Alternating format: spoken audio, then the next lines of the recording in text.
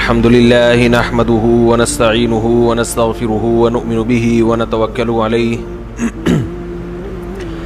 ونعوذ بالله من شرور أنفسنا ومن سيئات أعمالنا من يهده الله فلا مضل له ومن يضلل فلا هادي له ونشهد أن لا إله إلا الله وحده لا شريك له ونشهد أن محمدا عبده ورسوله صلى الله تعالى عليه وعلى آله وأصحابه وبارك وسلم تسليما كثيرا كثيرا أما بعد فأعوذ بالله من الشيطان الرجيم بسم الله الرحمن الرحيم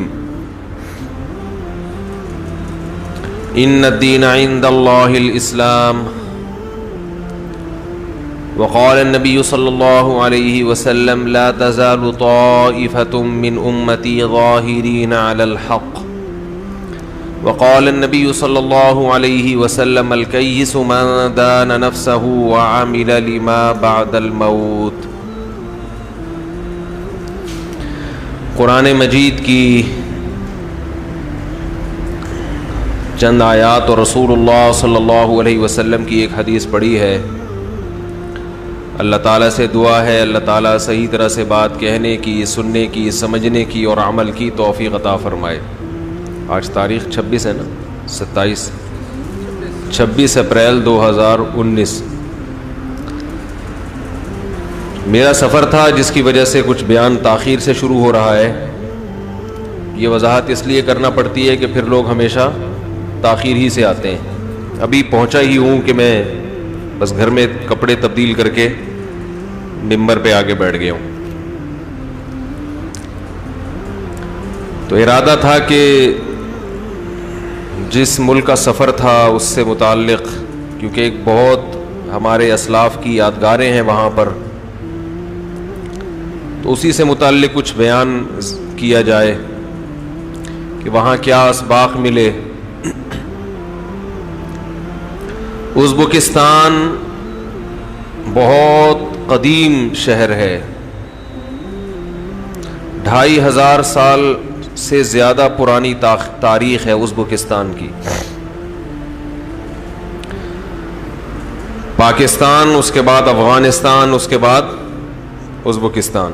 درمیان میں افغانستان اور ازبکستان کے درمیان میں ایک دریا ہے، بہت طویل دریا. بعض حضرات کہتے ہیں دنیا کا سب سے طویل، مجھے اس کی تحقیق نہیں ہے لیکن بہت طویل ہے اور اس کی تاریخ بہت قدیم ہے.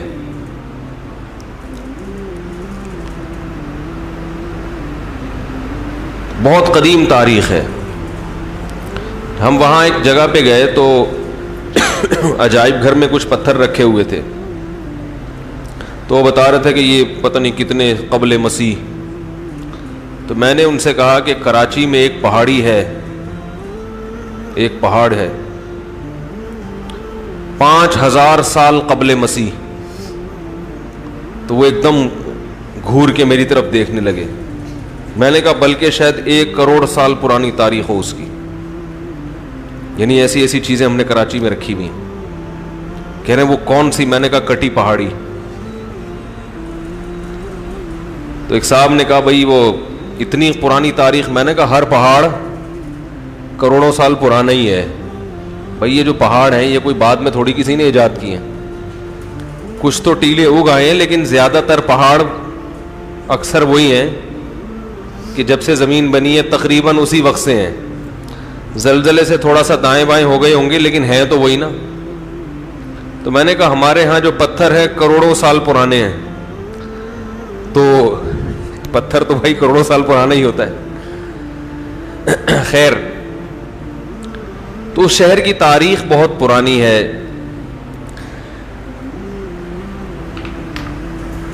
رشیا نے 1920 اور 25 کے درمیان جب خلافت عثمانیہ کا خاتمہ ہوا ہے تو ان ملکوں پہ رشیا نے قبضہ کر لیا. امام بخاری رحمہ اللہ تعالیٰ کا وطن، آپ نے پڑھی ہوگی جامع ترمذی، امام ترمذی کا وطن. صحیح مسلم کے مؤلف امام مسلم ابن حجاج نام سنا ہوگا نا, لکھا ہوتا ہے رواہ مسلم. دارمی کا لفظ سنا ہوگا, فضائل اعمال میں اکثر دارمی, تو امام دارمی کی خبر بھی وہاں.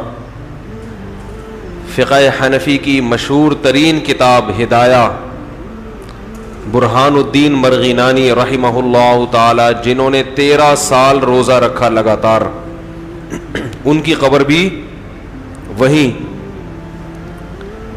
بڑے بڑے صوفیاء کرام, علماء, مشائخ, محدثین, فقہا. تو آپ اندازہ لگاؤ کہ اسلام آیا مکہ اور مدینہ میں, لیکن اس کو پھیلانے میں, علمی خدمات میں اجمیوں کا کردار وہ عربوں سے کم نہیں ہے. پہلا سبق تو ہمیں یہ ملتا ہے, اہل عجم نے بڑی محنتیں کی ہیں. آج رسول اللہ صلی اللہ علیہ وسلم کی حدیث کے لیے عربی سب سے مستند حوالہ کس کا سمجھتے ہیں؟ رواہ البخاری. کس کا حوالہ دیتے ہیں؟ ایک اجمی کا, جو عرب نہیں تھے. اس کے بعد مستند ترین کتاب صحیح مسلم, وہ بھی نیشا پور, ازبکستان کی ایک ریاست ہے نیشا پور. پور کا تو لفظ ہی اجمی ہے نا, ہے نا, خیر پور ہوتا ہے کہ نہیں ہے. افغانستان کی ریاستیں, بڑے بڑے محدثین یہاں. فاریاب افغانستان میں ہے, محمد ابن یوسف الفریابی. ہرات کا لفظ سنا ہوگا, ہرات, محدثین کے ناموں میں الہروی بھی ہے ہرات کے. یہ میں اس لیے عرض کر رہا ہوں کہ آج بہت سے لوگ, کسی بھی عرب عالم کا کوئی بھی فتویٰ آ جائے تو فوراً دلیل دیتے ہیں کہ یہ کہاں سے آیا ہے فتویٰ, یہ تو عرب نے دیا ہے, عربی. ٹھیک ہے, عرب کو بھی اللہ نے علم دیا ہے, مگر سب کچھ عرب کے پاس نہیں ہے. بڑی محنتیں کی ہیں اہل عجم نے. ہمارے ایک دوست نے سفر کے دوران ایک واقعہ سنایا کہ ایک انگریز مسلمان ہوا تبلیغ والوں کی محنت سے. تو ایک عرب تھا بیچارہ, عربوں میں متقی بھی ہیں, ہر طرح کے لوگ ہیں, لبرل بھی ہیں. تو ایک عربی نے اس کو کہا کہ تم اس جماعت میں وقت کیوں لگا رہے ہو, تم میرے ساتھ چلو, میں تمہیں صحیح دین سکھاتا ہوں. تو اس انگریز نے کہا کہ تم جو مجھے دین کی دعوت دے رہے ہو, اس کے لیے تم نے کیا قربانی دی ہے؟ تم تو یہاں گھومنے پھرنے آئے تھے, تو تم نے کہا چلو ایک نیا مسلمان ہوا ہے تو اس طرف لے آؤ اس کو. اور اس انگریز نے کہا یہ جو شخص جس نے مجھے مسلمان کیا ہے, یہ گاؤں دیہات کا آدمی اپنی بھینس بیچ کے آیا ہے یہاں پہ تبلیغ کرنے کے لیے. مقصد کسی قوم کی نفی نہیں ہے. عربوں میں بڑے بڑے لوگ ہیں, بڑے بڑے علامے ہیں, بڑے محدثین فقہا پیدا ہوئے ہیں, لیکن اجمی بھی خالی, بولو بھائی, نہیں. ہمارے مدرسے میں ایک طالب علم تھا, اس کے نخرے بہت تھے. تو ایک دن استاذ نے اس سے کہا کہ ہمیں پتہ ہے کہ تم بہت پہنچے ہوئے بزرگ ہو, لیکن ہم بھی خالی نہیں. اس کو طنز کیا تھوڑا سا کہ ہم بھی بالکل خالی ہم بھی نہیں ہیں, کبھی ہم بھی اللہ اللہ کر لیتے ہیں. بعض صوفی طلبہ ہوتے ہیں نا, صوفی, تو وہ پھر ان کا دماغ بہت ہائی ہو جاتا ہے. تو وہ مجھے استاذ کا جملہ یاد آتا ہے, انہوں نے کہا ٹھیک ہے تم بہت پہنچے ہوئے ہو, مگر ہم بھی خالی, ہم بھی کلمہ تو ہم بھی پڑھتے ہیں. تو اس سے پتہ چلتا ہے کہ اہل عجم کی محنتیں کتنی ہیں. علمی خدمات, جہاد میں بڑی بڑی خدمات ہیں. خلافت عثمانیہ جو 700 سال قائم رہی ہے اور یورپ سے بیت المقدس کی بھی حفاظت کرتی رہی اور یورپ سے مسلمانوں کا دفاع کرتی رہی. جب تک خلافت عثمانیہ تھی کسی نے بوسنیا کی طرف میلی آنکھ اٹھا کے نہیں دیکھا. رشیا نے ان ممالک پر قبضہ کا خیال, بولے بھائی, نہیں آیا. افغانستان میں روس کے داخلے کا تصور بھی نہیں تھا.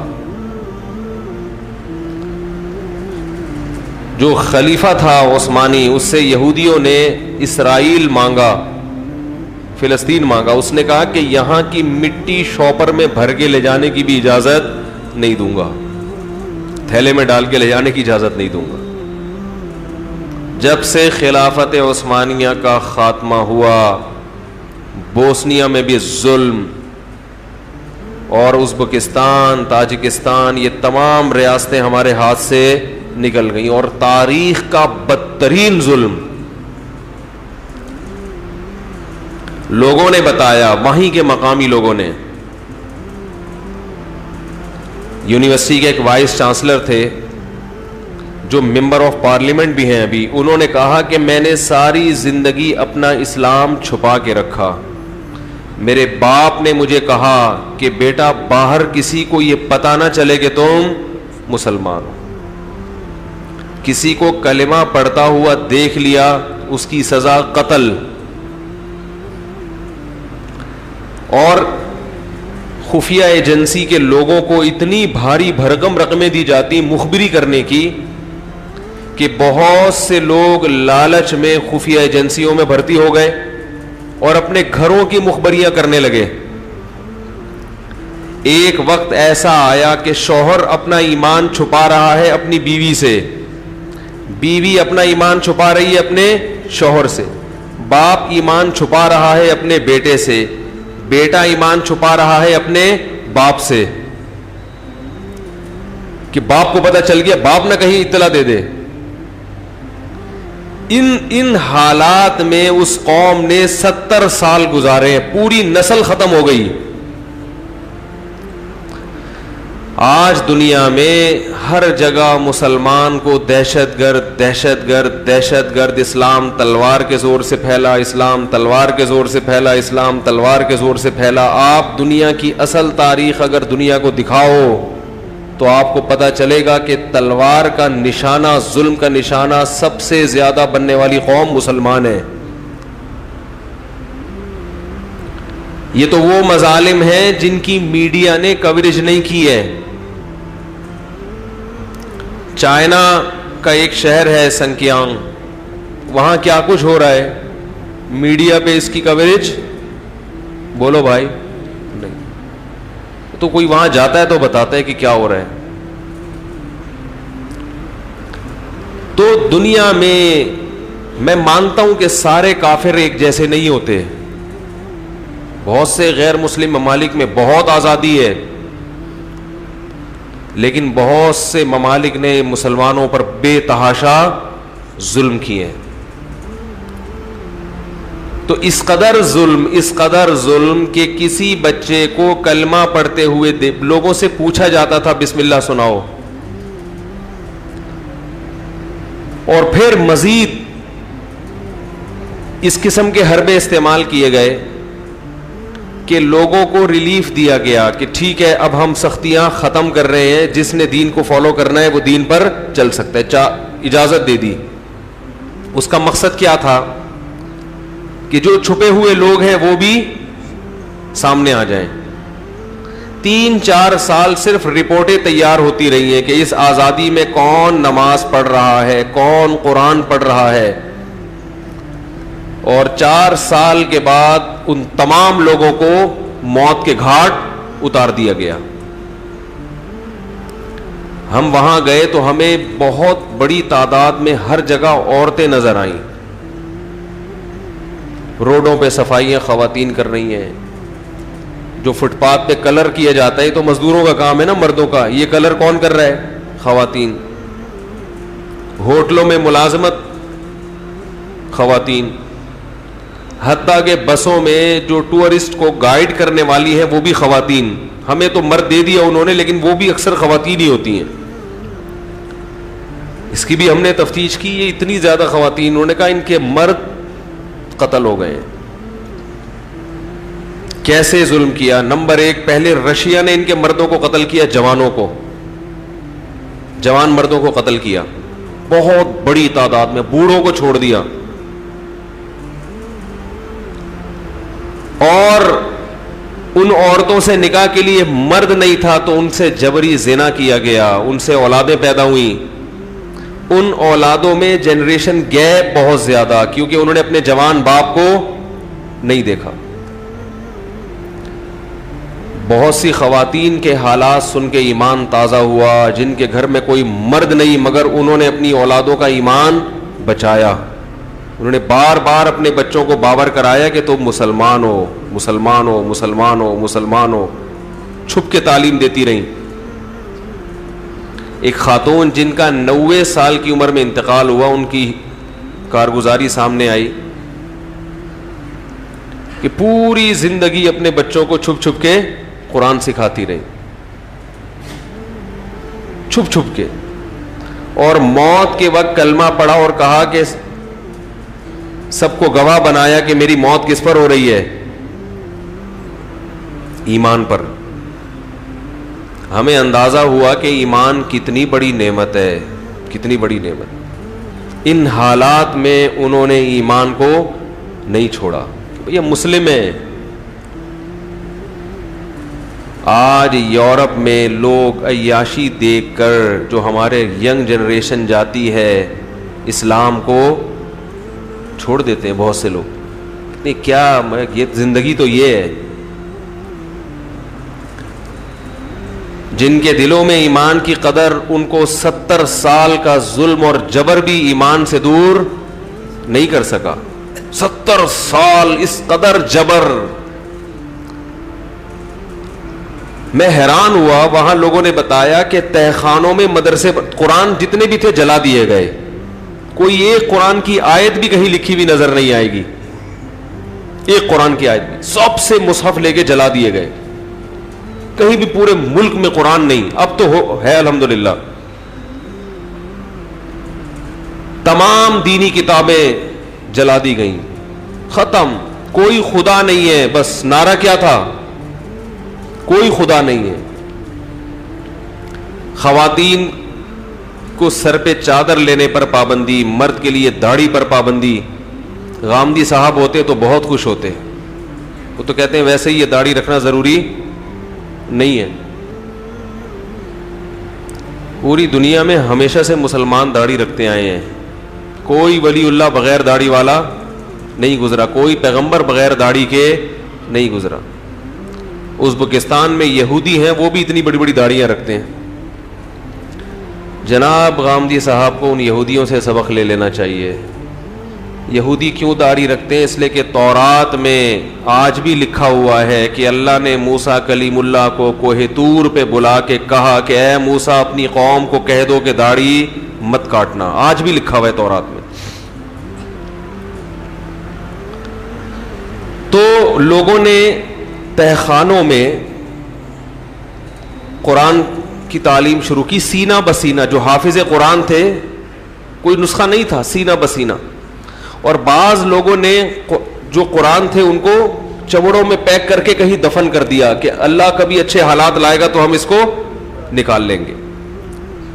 اس طرح سے مدرسوں کو آباد کیا گیا کہ تہخانے میں, اور اوپر جو دیوار بنائی اس میں فحش تصاویر عورتوں کی اور شراب کی بوتلیں, تاکہ خفیہ ایجنسی کے لوگ آئیں تو یہ سمجھیں کہ یہ لبرل لوگ ہیں, یہ مذہبی گھرانہ نہیں ہے,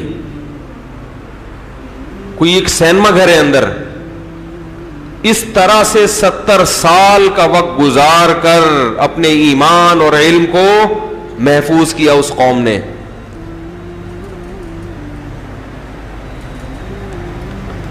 تو میں یہ عرض کر رہا ہوں, دیکھو جو نوجوان یورپ جاتے ہیں, مختلف ملکوں میں جا کے وہاں کی عیاشی دیکھتے ہیں, تھوڑے دنوں میں ایمان سے کہتے ہیں یہ زندگی ہے.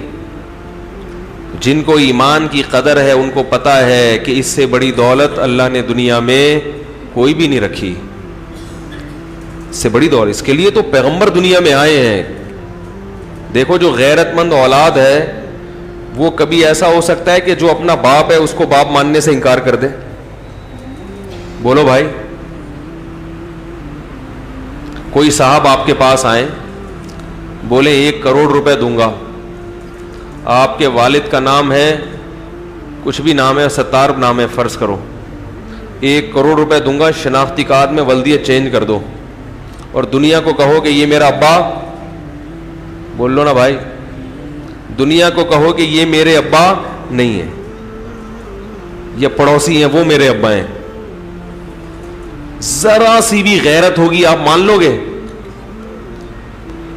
कोई ये कहे कि यार तुम वैसे कौन से अब्बा की मानते हो, हैं हर वक्त तो अब्बा और तुम्हारा फड्डा ही रहता है, खिदमत तो तुम करते नहीं हो, तमीज से बात तो करते नहीं हो, तो चेंज ही कर लो।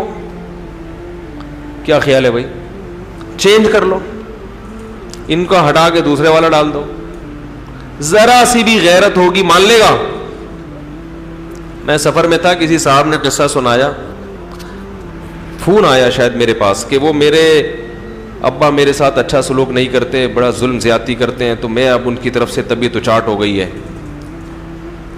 तो अब यह है कि मुझे जो है मेरे सौतेले बाप ने बड़ी मोहब्बत दी, इज्जत से पाला, तो अब मैं अपने सौतेले अब्बा की खिदमत करता हूँ। कहीं तलाक वलाक हो गई होगी मियाँ बीवी में, तो जो ओरिजिनल अब्बा हैं अब मैं उनकी तरफ ज़्यादा माइल नहीं हूँ। मैंने कहा अगर गैरत होती तो ये बात बोलो भाई।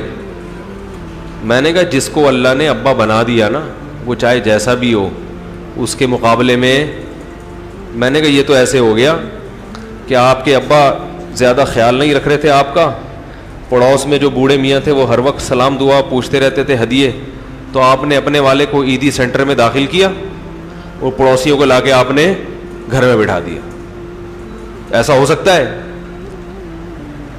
भाई? उलुल अरहाम बाज़ुहुम औला बिबाज़िन फी किताबिल्लाह। सबसे पहले तो खूनी रिश्ते हैं। आपकी माँ जिसने आपको जना, पड़ोसन बहुत अच्छा सलूक करने लगे, तो क्या अपनी अम्मा को घर से निकाल दोगे कि वो आंटी इतनी अच्छी तरीके से मिलती है, मेरी अम्मा तो हर वक्त चिमटा गरम लेके बैठी रहती है? भाई अपनी अम्मा तो अपनी अम्मा है, जिस्म का टुकड़ा तो अपनी अम्मा का हो, जिस्म का टुकड़े तो बाप के हो, उसको उसकी खिदमत का सिला दे दो। जो आंटी खिदमत कर रही हैं उनकी कुछ घरेलू खिदमत कर दिया करो, जो आपके अब्बा के अलावा जो दूसरे बूढ़े मियाँ आपकी खिदमत कर रहे हैं उनकी थोड़ी सी पांव दबा दिया करो कभी कभार जाके, लेकिन अपने अब्बा उसका कोई ऑल्टरनेट नहीं है। तो याद रखो, जैसे गैरतमंद आदमी सब कुछ बर्दाश्त कर लेगा, वल्दियत चेंज नहीं कर सकता और बाप का इंकार भी नहीं करेगा कि ये मेरा अब्बा नहीं है। इसी तरह गैरतमंद आदमी अल्लाह की नाफरमानी अगर उससे हो भी जाए तो अपने खालिक का इंकार, बोलो भाई, नहीं। कुफ्र क्या है? अल्लाह को अल्लाह ना मानना, अल्लाह के वजूद का इंकार कर देना, या अल्लाह के साथ दूसरे को शरीक कर देना। आपने कहा ये भी मेरा अब्बा है, ये भी अब्बा है, तो ओरिजिनल अब्बा क्या कहेगा? बोलेगा फिर वही तेरा अब्बा है, मैं नहीं हूं। क्या हो गया भाई? औरत अपने शौहर के बारे में कहे ये भी मेरे मियाँ और वो भी हैं, तो जो ओरिजिनल शौहर होगा बोलेगा आज से अब तेरे वही हैं, मैं नहीं हूं। ठीक है ना? क्योंकि सरबरा है ना, वो शिरकत बर्दाश्त नहीं करता जो सरबरा होता है। तो इसी तरह याद, अम्मा अगर कहे, अम्मा भी एक सरबरा है ना बच्चे के लिए, बच्चा कहे कि ये मेरी अम्मा, वो भी अम्मा कहेगी फिर वही है। एक साहब मुझे कहने लगे अभी सफर में कि मेरी जो बच्चों की सौतेली माँ है वो मेरे बच्चों से इतना अच्छा सलूक करती है कि मेरे बच्चे उसी की तरफ माइल हैं, अपनी अम्मा को तो की तरफ माइल नहीं है। मैंने कहा ये गलत तरबियत कर रहे हो आप, गलत तरबियत। सौतेली माँ जितना भी अच्छा सलूक करे उसका शुक्रिया अदा करो, लेकिन बच्चों को पहले क्या सिखाओ कि बेटा जो ओरिजिनल माँ है अदब तुमने ज्यादा उसी का करना है। ये अल्लाह उसके रसूल के हकाम। कह रहे वो भी तो एक किस्म की माँ है। मैंने कहा एक किस्म की है, जो ओरिजिनल का ऑल्टरनेट। मैंने कहा ऐसा थोड़ी कोई महल्ले की चमूनी आप आके आपके बच्चों की खिदमत शुरू कर दे तो आप अपने बच्चों को बोलो अम्मा को छोड़ो उसकी गोद में जाके बैठ जाओ। तो बच्चों को माँ और बाप तो पहले सिखाना पड़ेगा, ये अम्मा है चाहे जैसी मर्जी हो, और ये अब्बा है चाहे जैसा मर्जी हो, ये बड़ा भाई है चाहे जैसा मर्जी हो, ये बहन है चाहे, ये पहले है बाकी सब बाद में। मैंने कहा देखो इन बच्चों की ओरिजिनल अम्मा मरेगी तो इनको विरासत मिलेगी, वो जो अच्छा सलूक कर रही है उसके मरने पर इनको विरासत नहीं मिलेगी। शरीयत ये नहीं कहती कि उन्होंने चूंकि बहुत अच्छा सलूक किया तो उनके मरने के बाद उनकी विरासत इसको दे दो। یہ ان بچوں کی وراثت اس کو دے دو. بھائی کیا ہو گیا؟ اگر کوئی صاحب آپ سے بہت اچھا سلوک کرتے ہیں, آپ کو ٹوٹ کے عشق ہو گیا ان سے, تو مرنے کے بعد وراثت اس کو ملے گی؟ وراثت اسی کو ملے گی جو آپ کے اوریجنل ابا. کیا خیال ہے؟ اسی کو ملے گی, کیونکہ قرآن نے صاف کہہ دیا اولو الارحام بعضهم اولی ببعض فی کتاب اللہ. دیکھیں صحابہ کرام جب ہجرت کر کے مدینہ آئے ہیں تو انصار نے ان کو گلے لگایا, اپنی جائیدادیں ان کو دے دیں. ایسی محبت اور مواخات کی مثال تاریخ میں نہیں ملتی جو انصار اور مہاجر صحابہ کے درمیان قائم ہوئی ہے. تو اس سے بعض صحابہ کو یہ وہم ہوا کہ انہوں نے ہم پہ اتنا لٹایا, اتنا خرچ کیا, ہم مریں گے تو وراثت بھی نہیں کو جائے گی. قرآن نے کہا نا نا نا نا نا نا نا نا, یہ تمہارے دوست ہیں, محبوب ہیں, لیکن یاد رکھو اولو الارحام جو خونی رشتہ ہے اللہ کی نظر میں وہ ان پر مقدم ہے. نہیں آ رہی بات؟ وہ خونی رشتہ جو مکہ میں تھے اس کو اللہ کیا کر رہا ہے؟ ان رشتوں پر مقدم. تو اسلام میں رشتوں کی بڑی اہمیت ہے. فرشتوں کے ہاں رشتے نہیں ہوتے. فرشتے نہ کسی کے ماموں, نہ چچا, نہ خالہ, نہ پھپھو, وہ دوست ہوتے ہیں. انسانوں میں دوستی ایک الگ چیز ہے اور رشتہ داری ایک, بولتے کیوں نہیں بھائی, الگ چیز ہے. غیر مسلموں کے ہاں دوستی کی بیس پر تعلق ہوتا ہے, رشتوں کی بیس پہ ختم ہوتا جا رہا ہے ان کے ہاں. تو میں یہ عرض کر رہا تھا کہ ابا کیسے ہی ہوں تو ابا کا انکار تھوڑی کرے گا کوئی. غیرت مند آدمی ہو گیا گا یار بغیر باپ کے کون ہوتا ہے. تو یاد رکھو ذرا سی بھی غیرت ہو, انسان کیسا مرضی نالائق ہو جائے, اپنے خدا اور اپنے رب کے وجود کا انکار نہیں کرتا. تو کیسے؟ افی اللہ شک فاطر السماوات والارض, وہ اللہ اس میں شک کروں جس نے آسمانوں اور زمین کو بنایا. کیمرسٹ کیا کہتے تھے کہ کوئی اللہ نہیں ہے, خود سے بنی ہے. کل کسی نے فیس بک پہ ایک بہت اچھا کلپ بھیجا, ایتھیس سے سوال کیا جا رہا ہے مختلف انگریزوں سے کہ تم اللہ کو مانتے ہو؟ کہتے ہیں نہیں مانتے. کیوں نہیں مانتے؟ ہمارے پاس کوئی دلیل نہیں ہے. تو انہوں نے ایک البم دکھائی جس میں تصویریں.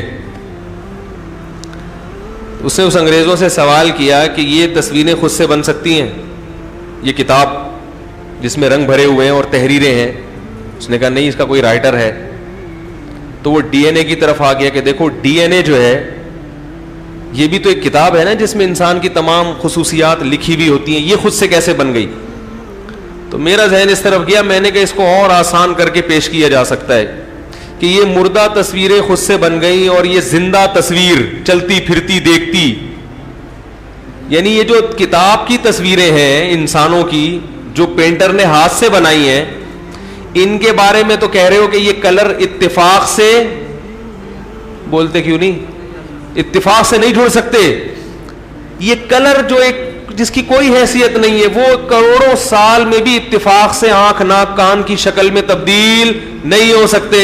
اور یہ تیری شکل آنکھ ناک کان یہ اتفاق سے وجود میں آ گئی, اور آنکھ بھی مصنوعی نہیں, دیکھتی آنکھ, سنتے کان, سونگتی ناک, بولتی زبان, سوچتا دماغ, یہ خود سے وجود میں آ گیا.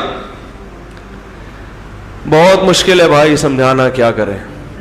بے جان تصویریں وہ کروڑوں سال بھی ارتقاء کے مراحل طے کر کے ایک آنکھ بھی نہیں بنی ہے بھائی.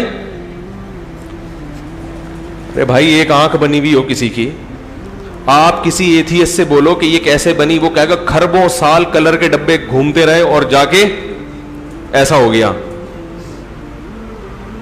وہ بھی نہیں مانے گا, آپ بھی نہیں مانو گے. تو آپ کو وہ کلر کے ڈبے جس نے ایک بے جان تصویر کو بنایا وہ تو کمبختوں خود نہیں بن سکتے. اور جس دماغ سے تو سوچ رہا ہے اس کی تصویر, دماغ کی بھی ایک تصویر ہوتی ہے, آنکھوں کی بھی تصویر ہے, پلکوں کی بھی تصویر ہے, ناک کان دل. قرآن میں کہا نا سورہ انفطار میں فسواکا, جس صورت میں چاہا تجھے ڈھال دیا. یہ تصویر اتفاق سے وجود میں آ رہی ہے, جو دیکھ بھی رہی ہے, چل بھی رہی ہے, بول بھی رہی ہے. مجھے تو لگ رہا ہے آپ لوگ ایک ہفتے کا جو ناغہ ہوا نا اس سے بڑا نقصان ہوا ہے, بہت نقصان ہوا ہے, اس سے بہت نقصان ہوا ہے. تو اس لیے میرے بھائی گناہگار ہونا الگ بات ہے, مگر اپنے خالق کا انکار کرنا یہ بہت بڑی بے غیرتی ہے, بہت بڑی. اکفرت بالذی خلقک من تراب, اللہ کا خطاب کا انداز دیکھو, کہہ رہے کیا تو انکار کر رہا ہے اس خدا کا جس نے تجھے مٹی سے بنایا. مٹی سے کوئی پتلا بنا ہوا ہو, کوئی سائنسدان کہے گا کروڑوں سال کے بعد یہ بت وجود میں آ گیا. ایک بت بھی دنیا میں بے جان ایسا نہیں ہے جو خود سے وجود میں آیا ہو. یہ چلتا پھرتا پتلا جو دیکھتا بھی ہے سنتا بھی ہے, یہ ارتقائی مراحل طے کر کے خود سے بن گیا. یہ کیسے ممکن ہے؟ تبھی تو قرآن کہہ رہا ہے آقا فرتا, تجھے کیا ہو گیا, کیا ہو گیا, تو ان سائنسدانوں کی باتوں میں آ رہا ہے. ہماری لمس یونیورسٹیوں میں یہی پڑھایا جا رہا ہے ارتقاء, اور پاگل ہیں. اسی نظریے کو پروفیسر پڑھا بھی رہا ہے اور طلبہ سن بھی رہے ہیں.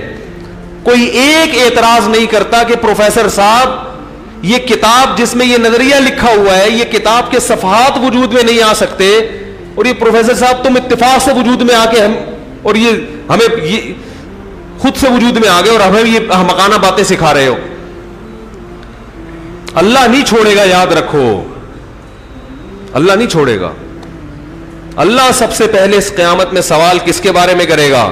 فزکس اور کیمسٹری کی جو مساوات ہیں, جو ایکویشنز ہیں, ان کے بارے میں سوال نہیں کرے گا اللہ قیامت کے دن. سب سے پہلے کہے گا کہ جس نے پیدا کیا تھا اس کو مانتا ہے کہ نہیں مانتا. دیکھو والدین اپنے بچوں کو اعلیٰ تعلیم کے لیے بڑے اچھے اسکول میں داخل کراتے ہیں. اگر بچہ بدتمیز بن جائے, ابا اماں کے ساتھ بدتمیزی شروع کر دے, تو والدین کیا کہتے ہیں, اتنی اچھی تعلیم کا کیا فائدہ کہ ہمارا تو ادب, بولتے کیوں نہیں بھائی, کر ہی نہیں رہا, ہمیں تو مانتا ہی نہیں ہے. تو یہ جو دنیا میں تعلیمی ادارے بنے ہیں, یونیورسٹیاں, یہ اگر آپ کو اللہ نہیں سکھا رہی تو یہ سائنسی معلومات قیامت کے دن آپ کے گلے پڑ جائیں گی. اللہ کہے گا اس تعلیم نے تمہیں اگر میرا منکر بنا دیا تو اس ترقی سے, یہ ترقی تمہیں اللہ کے عذاب سے نہیں بچا سکتی. وہ انتقام لے گا. دنیا میں انتقام اس لیے نہیں لیتا کہ دنیا دار العمل ہے, ایگزامینیشن ہال ہے. ایگزامینیشن ہال میں رزلٹ اناؤنس نہیں ہوتا. وہاں تو آپ پیپر حل کریں تو بھی آپ کو پنکھا چلے گا, ایئر کنڈیشن روم میں آپ کچھ بھی منگوائیں گے ایگزامینر لا کے دے گا, پھرے کے علاوہ سب چیزیں لا کے دے گا. لیکن کراچی کے جو ایگزامینیشن ہال ہیں ان میں پھرے کے علاوہ کچھ بھی نہیں ملتا. حقیقت بتا رہا ہوں. میرا ایک بیان ہوا تھا کہ ان یونیورسٹیوں کو مدرسوں کے حوالے کر دو تو دیکھو کیسے یونیورسٹیاں ترقی کریں گی. اس پہ اتنے نیگیٹو کمنٹس آئے لوگوں کے, انہوں نے کہا ہاں ہم ان اسکولوں کو بھی برباد کر دیں مولویوں کے چکر میں. اور جیسے مولویوں نے فرقہ پرستی پھیلائی ہوئی ہے, مولویوں نے آگ لگائی ہوئی ہے, نہ بات کرنے کی تمیز اور نہ چلنے کی تمیز, نہ بیٹھنے کی تمیز, تو ہم اپنی یونیورسٹی کو بھی خراب کر دیں.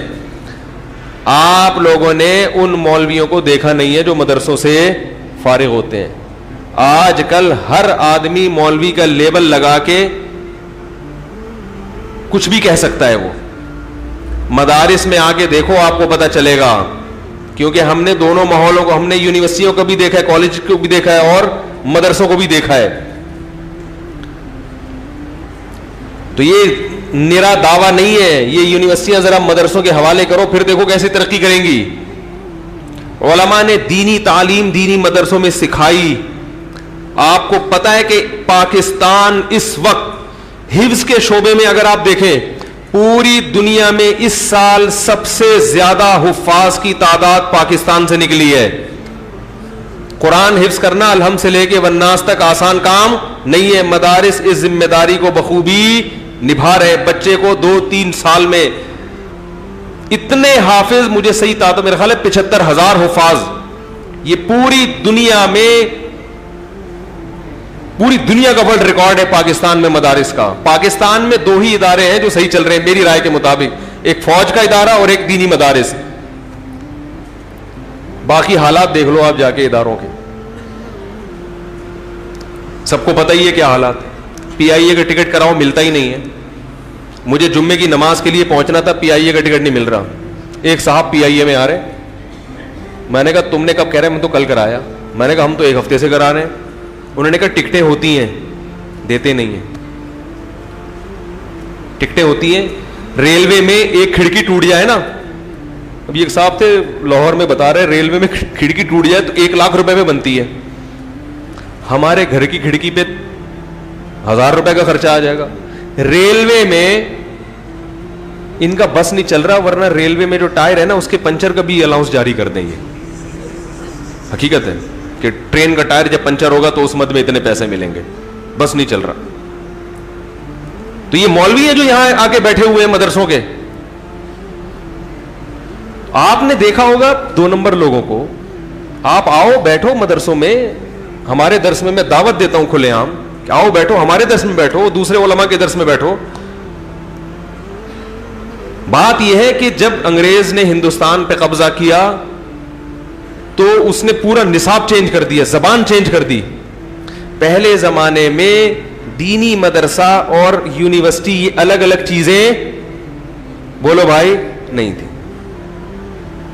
ایک ہی یونیورسٹی, ایک ہی چھت کے نیچے دینی تعلیم بھی تھی, سائنسی علوم بھی تھے, فزکس کیمسٹری بھی پڑھائی جاتی تھی. 400 سال پہلے انگریز ہماری یونیورسٹیوں کی ڈگریوں پہ فخر کیا کرتے تھے. ہمارے مدارس تھے وہ.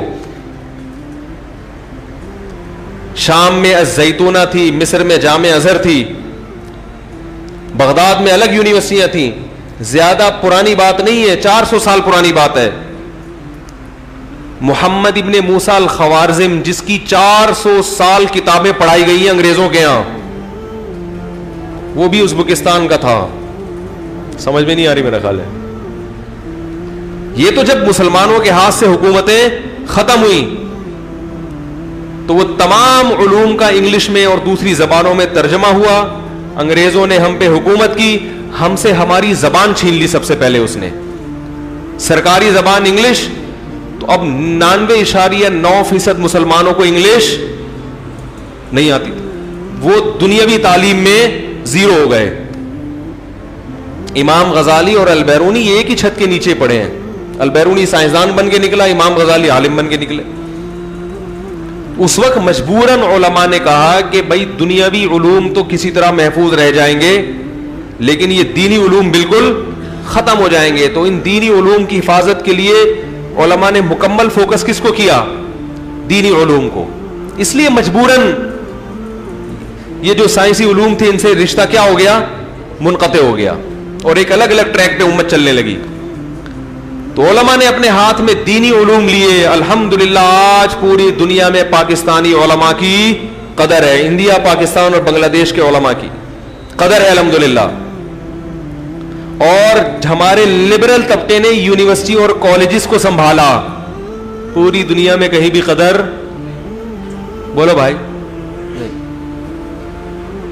پتہ ہی نہیں چلتا. یہ جو ڈاکٹر عبد القدیر خان جیسے لوگ ہیں, یہ اپنی محنت سے اخپل طریقے سے پیدا ہوئے, اخپل محنت سے.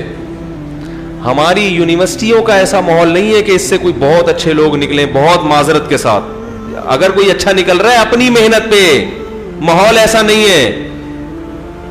اور مدرسے میں اگر کوئی خراب نکل رہا ہے تو اپنی نالائقی پہ, مدرسے کا ماحول خراب نہیں ہے. اگر مدرسے سے کوئی نالائق بن کے نکل رہا ہے نا تو مدرسے نے نہیں سکھایا, وہ خود نالائق ہے. اور یونیورسٹیوں میں اگر کوئی اچھا نکل رہا ہے اپنی محنت ہے اس کی. پنجاب یونیورسٹی کا حال دیکھو, چرس ہیروئن چل رہی ہے یہ, اور ہمیں تانے دیتے ہیں, کہہ رہے ہم ان مولویوں کے حوالے کریں تاکہ ہم برباد ہو گئے برباد بھائی. لڑکیاں چرس پی رہی ہیں پنجاب یونیورسٹی میں, ان کے ماں باپ نے ان کو چرسی بنانے کے لیے بھیجا تھا یونیورسٹی میں. نہیں آ رہی سمجھ میں؟ جا کے دیکھ لو, یقین نہیں آ رہا نا. سب نہیں پی رہی, کوئی پنجاب یونیورسٹی میں پڑھتی ہے تو آپ کہیں اچھا مفتی صاحب نے بیان میں فرمایا تھا یہ چرسی ہیں. سارے چرسی نہیں ہیں, بیان کو غلط رخ بھی لوگ دے دیتے ہیں. بڑے اچھے اچھے خاندانی لوگ پڑھ رہے ہیں الحمدللہ, بڑے غیرت والے, لیکن یونیورسٹی کی وجہ سے نہیں, وہ ان کے ابا اماں کی اپنی محنت ہے. یونیورسٹی میں جو ماحول ہے وہ مذہب نہیں ہے, تو ٹینشن دور کرنے کے لیے بولو بھائی چرس. اور جو دوستیاں, بوائے فرینڈ کلچر اور جو کچھ اس میں ہو رہا ہے وہ تو اس کا تبصرہ تو مناسب ہے ہی نہیں. آہستہ آہستہ غیرت ختم, دین ویسے نہیں آ رہا. وہ میں ایک واقعہ سناتا ہوں. ایک صاحب کسی خانقاہ میں آئے تو صحت اچھی ہونا شروع ہو گئی. کسی نے کہا یار پہلے تو اتنی اچھی صحت نہیں تھی, اب کیوں؟ نے کہا یار میں نے اس بزرگ سے, اللہ والے سے اصلاحی تعلق قائم کیا تھا کہ میرے دل سے دنیا کی فکر نکل جائے اور دین کی فکر پیدا ہو جائے. تو دو فکروں سے ہی انسان گھلتا ہے نا, یا تو آخرت کی فکر سے کمزور ہوتا ہے, یا بال بچوں کی, بیوی بچوں کی, کاروبار کی فکر انسان کو گھلا دیتی ہے. تو کہہ رہے یہ میری نالائقی کہ میں جب یہاں آیا تو دنیا کی فکر تو نکل گئی, آخرت کی پیدا ہوئی نہیں. یعنی دنیا کی فکر تو نکل گئی, بیوی بچوں کا تو کوئی ہوش ہی نہیں ہے. دنیا کی فکر تو چھوڑ دو, غلط ہے دین میں یہ تھوڑی ہے. دنیا کی فکر چھوڑ دیتے اور آخرت کی ایسے ہے ہوتی نہیں پیدا. نتیجتاً صحت اچھی ہونا, فکر لیس, ہر قسم کی فکروں سے کیا ہو گئے آزاد. تو ایسے بھی لوگ ہیں مارکیٹ میں. تو یونیورسٹیوں کا حال جا کے دیکھو میرے بھائی, پروفیسر لوگ سب نہیں, بڑے اچھے اچھے خاندانی پروفیسر بھی ہیں. میں ملا ہوں یونیورسٹیوں میں. ابھی ہم گئے تھے وہاں جو سندھ کی مشہور یونیورسٹی, وہاں میرا بیان بھی تھا, جام شورو یونیورسٹی, اور ایک اور اسرا یونیورسٹی. اس کے وائس چانسلر سے ملے, بڑے خاندانی آدمی. میں تو بڑا خوش ہوا. میں نے کہا ایسے 2-4 اور پیدا ہو جائیں, ملک میں انقلاب آ جائے. تو اچھے لوگ ہر جگہ ہیں, لیکن حالات جو عمومی حالات چل رہے ہیں وہ بیان کرنے کے قابل نہیں ہے. تو کہاں سے کہاں بات چلی گئی. میں یہ عرض کر رہا تھا, قرآن کہتا ہے اکفرت بالذی خلقک من تراب, ارے جس نے تجھے بنایا تو اس کا انکار کر رہا ہے, اس کا انکار کر رہا ہے. تو جو سوویت یونین کے تحت رہنے والی ریاستیں, ان کے مسلمانوں نے کہا سب کچھ برداشت ہو جائے گا مگر اس خدا کا انکار کر دیں جس نے ہمیں بنایا. اب بیچاروں سے علم چھین لیا, محدود علم رہ گیا, تو عمل میں تو بیچارے پیچھے چلے گئے. ان کو کیا پتا جائز کیا ہے ناجائز کیا ہے. لیکن ایمان سے رشتہ مضبوط. جب افغانوں نے رشیا کو شکست دی ہے, دیکھو افغانوں کی قربانی پہ پانی نہ ڈالا کرو. افغانوں نے بہت بڑی جنگ لڑی ہے سوویت یونین سے. رشیا نے مختلف ریاستوں کو نگلنا شروع کیا تھا. ازبکستان کھا گیا, آذربائیجان کو بھی کھا گیا. وہاں کے مسلمان نہیں ٹھہر سکے اس کے سامنے. بہت طاقتور تھا, بہت ظلم کیا اس نے. اسی نیت سے آیا وہ افغانستان. لوگ کہتے ہیں امریکہ اور روس کی جنگ تھی, تو اس وقت کیوں نہیں چھڑی گی جب آذربائیجان میں روس آ گیا تھا؟ اس وقت روس اور امریکہ نے جنگ کیوں نہیں چھڑ دی؟ نہیں یار یہ سمجھ میں کیا کریں بھائی. جب ترکمانستان پہ روس نے قبضہ کیا تو اس وقت امریکہ نے جنگ کیوں نہیں چھیڑ دی؟ رشیا کے مقابلے میں کیوں نہیں آ گیا؟ ہوا یہ ہے کہ جب افغانستان آیا رشیا, اور اس نے افغانستان میں بھی مکمل تسلط قائم کیا, تو اس کو یہ خواب و خیال میں بھی نہیں تھا کہ مجھے یہاں سے واپس جانا پڑے گا, کیونکہ اس نے سوچا تھا میں اتنی بڑی بڑی ریاستوں کو ہڑپ کر گیا, اس کو بھی ہڑپ کر چکا ہوں. یا تو شروع میں ہو جاتا نا بھائی, شروع میں لڑ کے مجھے گھسنے ہی نہ دیتے, اب تو گھس کے ہر محکمے پہ قبضہ کر لیا میں نے. افغانوں نے الحمدللہ غلیلوں سے اور پتھروں سے لڑائی کا اور آغاز کیا. وہیں کے مدارس کے علماء طلبہ اور جو لوگ دین سے جڑے ہوئے تھے, افغان آرمی بھی کس سے مل گئی تھی؟ رشیا کے ساتھ. حکومت بھی اس سے مل گئی. ایسے موقع پہ اسباب کی دنیا میں لڑنا ممکن نہیں ہے, مگر افغانوں کی عظمت کو کروڑ مرتبہ سلام. 16 لاکھ سے زیادہ انسانوں کی قربانی دی اور روس کے تسلط کو برداشت نہیں کیا. اور وہ ہاتھی جو اپنے پنجے گاڑ چکا تھا, اس ہاتھی کسی کے اوپر پاؤں رکھ کے کھڑا ہو جائے نا تو منت سماجت کر کے تو اس کو ہٹایا جا سکتا ہے. ہم نے یہ منظر دیکھا ہے تھائی لینڈ کے جنگلات میں. ہاتھی جب سامنے آگے کھڑا ہوتا تھا نا تو وہاں ہوش ہوش کرنے پر پابندی تھی, ٹھیک ہے نا. جیسے بلی آ جائے نا ہش کر کے بھگاؤ, کتا ہے تو آپ ہوش ہوش کرو, ڈر جاتا ہے. ہاتھی جب غصے میں ہو اور سامنے آ جائے تو وہ ہوش ہوش سے یہ نہیں کہ چل یہاں سے بھاگ, وہ ایک سونڈ لہرائے گا اٹھا کے پھر. اس کا طریقہ ہوتا ہے امن شانتی کے ساتھ, تمیز سے. آپ ایسے کھڑے ہو جاؤ اور قومی ترانہ شروع کر دو. بہت, کیونکہ وہ تو ہاتھی ہے, اس کے لیے قدم آگے رکھنا آسان ہے, قدم اٹھانا مشکل ہے. اور آپ اس کے قدم کو ایسے اٹھاؤ ہاتھ سے پکڑ کے, وہ تو دوسرا قدم بھی رکھ دے گا. رشیا کو سفید ریچھ کہا جاتا تھا, سفید ریچھ. ظلم اور بربریت کی داستانیں قائم کی تھی افغانستان میں. اللہ افغانوں کو جزائے خیر دے, جنہوں نے اتنی قربانیاں دی ہیں, اتنی قربانیاں دی. کیچڑ لے کے ٹینکوں کے شیشوں کو بند کر دیا کرتے تھے. ایک ایک ٹینک جب گولے برساتا تھا 400 شہید ہوتے تھے, ایک پہنچنے میں کامیاب ہو جاتا تھا. نہ اسلحہ چلانا جانتے تھے, نہ کچھ بھی نہیں جانتے تھے. غلیلوں سے, ڈنڈوں سے وہ جانتے تھے. انہوں نے کہا کہ ہم خدا کے وجود کا انکار کرنے والا اس کو اپنے ملک میں برداشت نہیں کریں گے. یہ تو اللہ کا منکر ہے. میں یہاں پاکستان میں ایسے چرسیوں سے بھی ملا ہوں جو چرس پیتے ہیں, مگر وہ روس کے دور میں لڑے ہم. میں نے کہا یار تم تو چرس بھی پی رہے ہو, لڑ بھی رہے ہو, یہ کیا ہے بھائی؟ وہ ایک آدمی اس سینما گھر کی لائن میں کھڑا ہوا, کہہ رہا ٹکٹ دو. کیوں بھائی؟ کہہ رہے مجھے نماز کی دیر ہو رہی ہے, جلدی دو بھائی. بولے یار نماز کی دیر بھی ہو رہی ہے, فلم بھی دیکھ رہا ہے. تو میں نے کہا یہ چرس بھی چل رہی ہے اور تم بول رہے ہم نے ادھر اس وقت بھی پیتے تھے. کہہ رہے مورچے میں بیٹھ کے پیتا تھا اس وقت. میں نے کہا یار مورچے میں بیٹھ کے چرس بھی پی رہا ہے اور لڑ بھی رہا ہے. کہہ رہا ہے یار لڑ اس لیے رہے کہ ٹھیک ہے ہم اللہ کے نافرمان ہیں, مگر اس خدا کے وجود کا انکار کیا جا رہا ہو. وہی مثال ہے نا باپ والی, کہ بھائی باپ کی بات نہیں مانتے, مگر آپ کے باپ کا کوئی گریبان پکڑ کے کھڑا ہو جائے آپ کے سامنے, پھر تھوڑی آپ کہو گے یار میں ابا کی مانتا نہیں ہوں تو کوئی بات نہیں. بولو گے بھائی میں نہیں مانتا, میرا ابا اپنے ابا سے میرا تعلق. آپ کون ہوتے میرے باپ کا گریبان پکڑنے والے؟ تو غیرت کا مسئلہ ہے. تو اس افغانی نے مجھے کہا کہ ہم اپنے دین اور مذہب کے لیے گردن کٹا دے گا. اور اس وقت امریکہ نے ایک فلم بنائی تھی کمانڈو کے نام سے, یہ پتہ نہیں کس نام سے.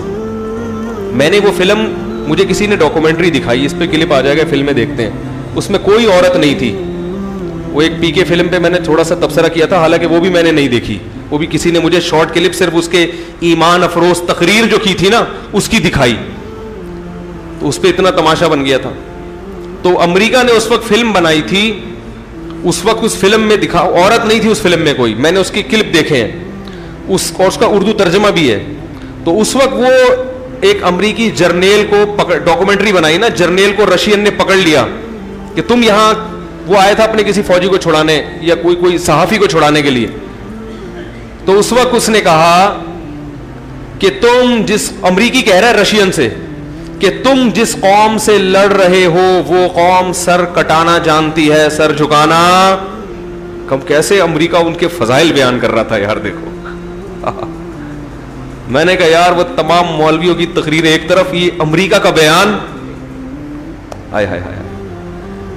اور سورہ وہ فلم ان کے سینما گھروں میں دکھائی گئی کہ امریکی کمانڈر کہہ رہا ہے کہ تم جس قوم سے لڑ رہے ہو وہ قوم سر کٹانا جانتی ہے, سر جھکانا. آج یہ سارا کریڈٹ جو لبرل لوگ ہیں نا, جو جہاد کو نہیں مانتے, وہ سارا کریڈٹ کس کو دے دیتے ہیں؟ یہ تو امریکہ کی جنگ تھی, روس کی جنگ تھی, یہ تو یہ تھا. ٹھیک ہے امریکہ نے مدد کی ہے, مگر امریکہ نے جب دیکھا کہ یہ افغان کھڑے ہو گئے ہیں اور رشیا کے بس میں ان سے نمٹنا نہیں ہے, ہارے گا, پھر انہوں نے کہا چلو انگلی کٹا کے ہم بھی شہیدوں میں نام لکھا. کیونکہ رشیا سے تو سبھی خوار کھا رہے تھے نا, امریکہ بھی پریشان تھا رشیا سے, جس طرح وہ پھیلتا جا رہا تھا. پھر تو سب نے مدد کی ان کی, پاکستان نے بھی کی اور سعودیہ نے بھی کی, سارے ملک اکٹھے ہو گئے. اور لیکن وہ آخر میں ہوا ہے, اصل تو جنگ کس نے لڑی. اور دوسری بات, اگر کوئی مدد کر بھی رہا تھا تو جان کون پیش کر رہا تھا؟ بھائی میرا کوئی دشمن ہو, آپ میرے دشمن سے لڑ رہے ہو, اسلحہ میں دے رہا ہوں, لیکن جان پہ کون کھیل رہا ہے؟ اسلحہ دینے والے کی قربانی نہیں ہوتی, قربانی اس کی ہوتی ہے جو اسلحہ لے کے سامنے لڑ رہا ہوتا ہے.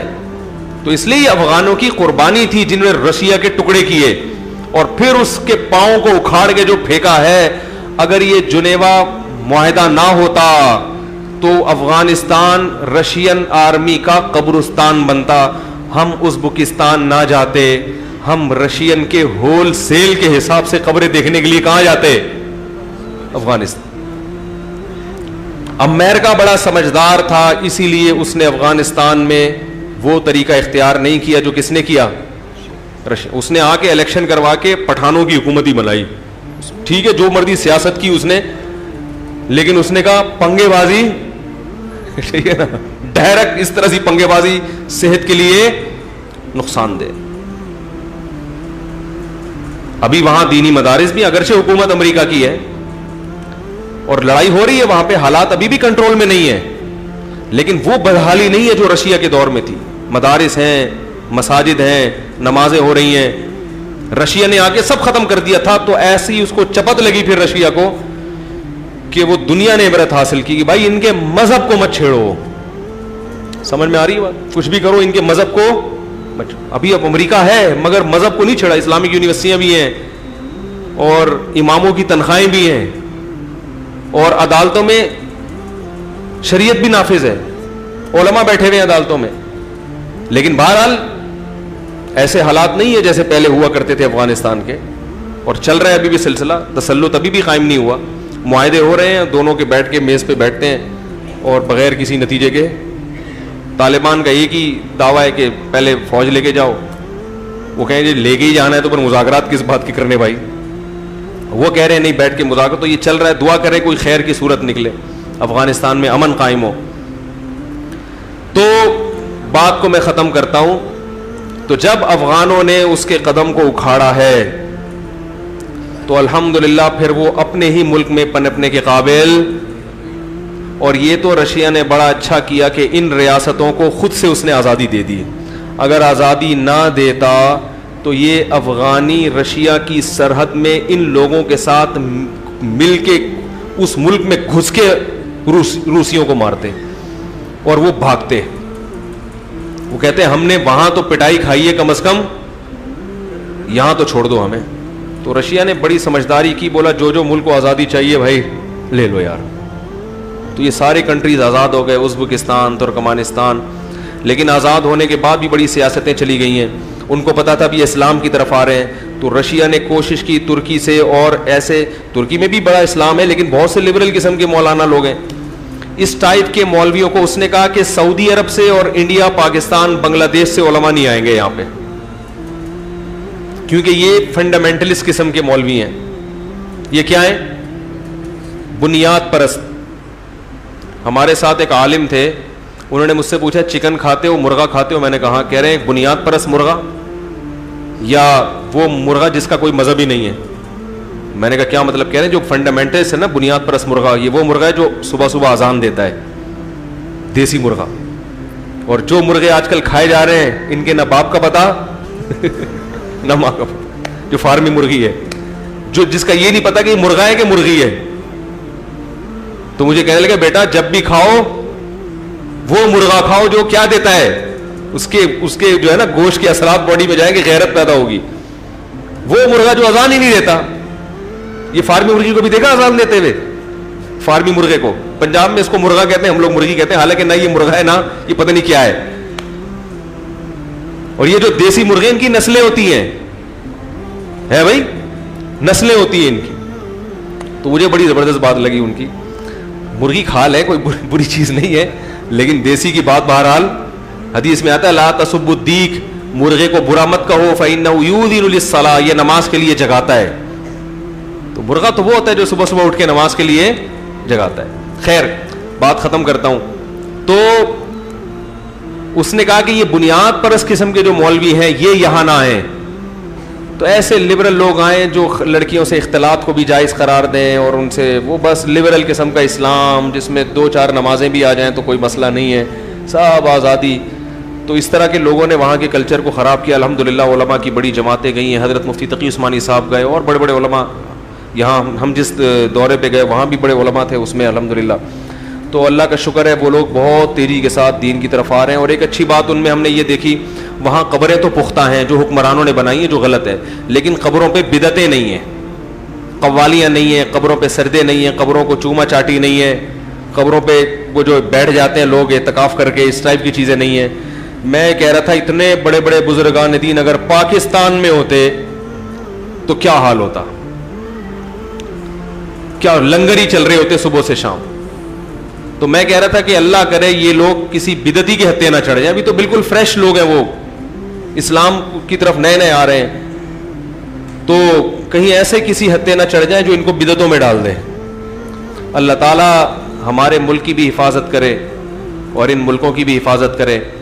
اگلے جمعے پھر بیان نہیں ہوگا, پھر میرا رات کو سفر ہے دوبارہ, بس اتوار کا بھی نہیں ہوگا. اس کے بعد ہوگا 2 رمضان کو میں انشاءاللہ پاکستان میں ہوں گا, تراویح میں خود پڑھاؤں گا انشاءاللہ. 2 تراویح کوئی اور پڑھائے گا, اس کے بعد انشاءاللہ میں, اور تراویح کے بعد انشاءاللہ جیسے ہر سال بیان چلتا ہے پابندی کے ساتھ وہ بیان چلے گا, اس کو انٹرنیٹ پہ لائیو بھی نشر کریں گے. لیکن 2 دن تک کوئی اور پڑھائے گا, میرا چونکہ سفر ہے. سفروں میں اتنی ٹینشن ہے کہ کیا بتاؤں, کل سے ہوا میں ہی معلق ہیں. وہ ترمذ سے تاشقند پہنچے ہوا میں, پھر وہاں تھوڑا اسٹے کر کے تاشقند سے لاہور ہوا میں, پھر لاہور سے کراچی ہوا میں, اب کراچی سے دبئی ہوا, پھر ہوا میں تنزانیہ. تو 2 دن سے ہوا ہی ہے, ہوا نکل جاتی ہے آدمی کی اس سے. ایک زمانے میں شوق تھا گھومنے پھرنے کا, اب جب زیادہ ہمارے ایک رشتے دار تھے وہ بڑے ملکوں کے سفر, یہ کہہ رہے یار اب کوئی ملک کا سفر ہوتا ہے تو ذرا بھی انجوائے نہیں کر رہا ہوتا, میں ٹینشن لگ رہی ہوتی ہے. تو اب تو مجھے بکری اچھی لگتی ہے.